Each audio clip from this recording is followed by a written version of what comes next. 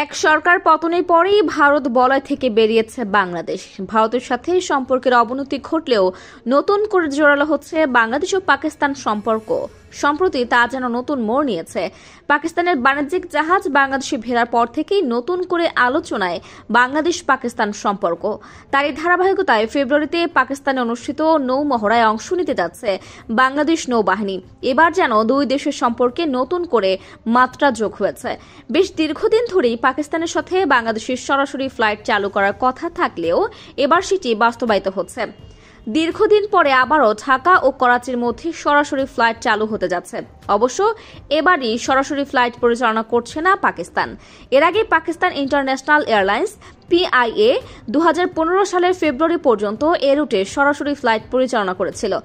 বাংলাদেশ বেসামরিক বিমান চলাচল কর্তৃপক্ষ বেবিচক পাকিস্তানের বেসরকারি বিমান সংস্থা ফ্লাই জিন্নাহকে করাচি ঢাকা করাচি রুটে সরাসরি ফ্লাইট পরিচালনার অনুমোদন দিয়েছে।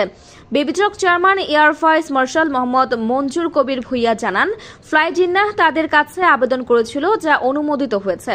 এখন সংস্থাটিকে বাংলাদেশে একজন স্থানীয় জেনারেল সেলস এজেন্ট GSA নিয়োগ করতে হবে। GSA নিয়োগের পর তারা স্লট এবং ফ্রিকোয়েন্সির জন্য আবেদন করলে বেবিচক তা সরবরাহ করবে। ফ্লাই জিন্নাহ পাকিস্তানের লাকশন গ্রুপ ও এয়ার আরাবিয়ার যৌথ উদ্যোগে প্রতিষ্ঠিত একটি লো কস্ট এয়ারলাইন্স। বর্তমানে তাদের বহরে 6টি উড়োজাহাজ রয়েছে, যা দিয়ে তারা 11টি গন্তব্যে ফ্লাইট পরিচালনা করছে।